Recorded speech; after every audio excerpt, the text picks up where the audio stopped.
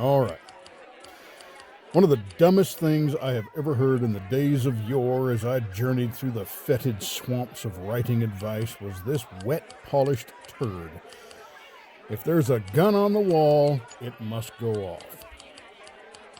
People love that Anton Chekhov quote, and they parse it out like Tic Tacs at a halitosis convention like they're curing cancer or something. That's not what Chekhov meant. And the way this advice is doled out today, I think it's a terrible disservice to new and young storytellers trying to get a grasp on the craft of storytelling. Chekhov's gun is considered a rule of narrative necessity. Every element you introduce should be relevant, and anything irrelevant should be cut. And it sounds good, but its meaning has been so warped and twisted from what Chekhov originally meant, and its modern interpretation is so mind-numbingly stupid that I can't believe I ever considered it to be writing gospel. In its most memeified form, it's phrased as, if you show a gun early, it must go off later, usually framed as a warning against wasted details and a push toward tight, payoff-driven plotting. Now, for those of you who blindly follow this, I'm going to take it out back and shoot it for you. It's the dumbest interpretation of what Chekhov was talking about, so you can safely ignore the pop culture writing guru version of it for the rest of your storytelling career. Chekhov was talking about narrative emphasis, not setting, not set dressing, and not props. Do not confuse set dressing with narrative emphasis. Okay, let's take a gun, a good one, and we're going to use a Winchester 73, and we'll call it Chekhov's gun for now. Your story takes place on a ranch in Texas in 1881. There are guns everywhere. They're over mantelpieces, they're in closets, they're on hips, they're in grandma's purse, they're on saddle scabbards, and none of it is foreshadowing. It's all setting. You could tell an entire drama about a family searching for their lost dog in Texas in 1881 and have guns in every scene without one of them ever firing or ever being referenced. A 73 Winchester really doesn't stand out in that setting. A gun over the fireplace is background noise. It's setting. It's just part of the world, and it's believably present. Because guns are part of the world, not promises from the story. And once you see that, this goofy rule starts to collapse under its own weight. Okay, now what if your story takes place in a modern setting? How about a story about a mom dealing with the loss of a child? And the story takes place in a normal home. You've got a blender on the counter and a scented candle on the shelf and a car in the driveway. Do all of those go off too? No, of course not. These are mundane items. They're part of the setting. They're the world in which your characters live. It's background noise.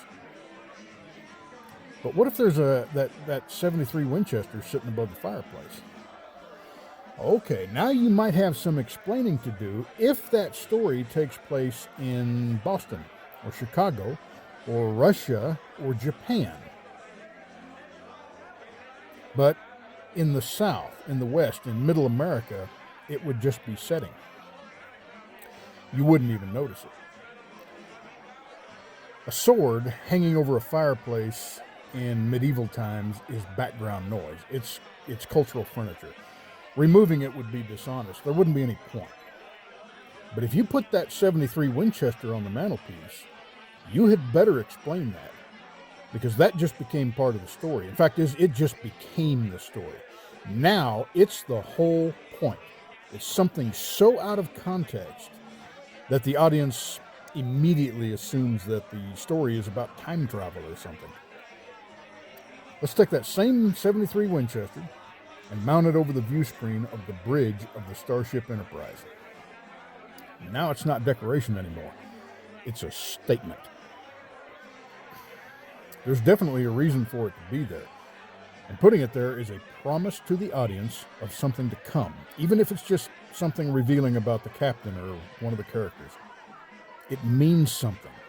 because the story has deliberately asked us to notice it.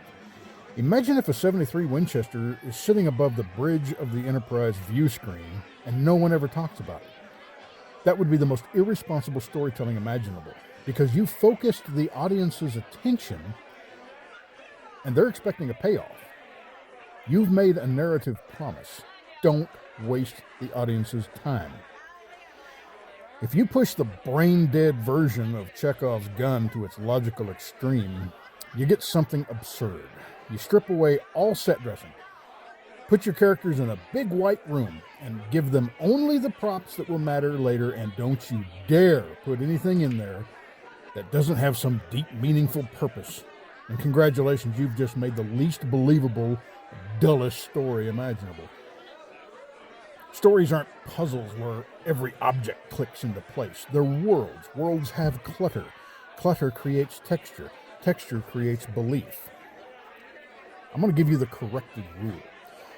Chekhov's gun applies to emphasis, not existence. Late 19th century melodrama loved meaningless spectacle.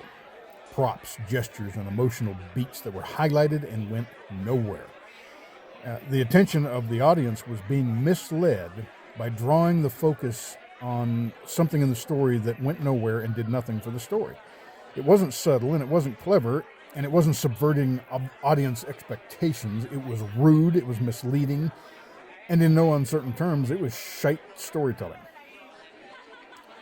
Chekhov never said anything so phenomenally stupid as everything must matter concerning props. He was making a very clear and powerful storytelling point. Don't emphasize things that don't matter. Don't waste the audience time. That's advice modern storytellers need. Quick point.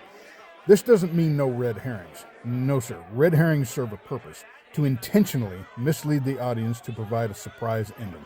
It's a great way to land a 1-2 punch that the audience never saw coming. Think of it this way. Red herrings intentionally mislead. Unintentional misleading is just bad storytelling. Now, what Chekhov was saying about his gun is great advice that should still be taken today.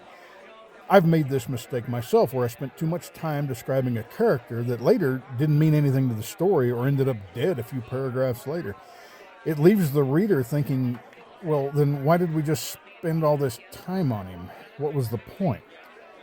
I focused the audience's attention on something that didn't matter. I wasted their time.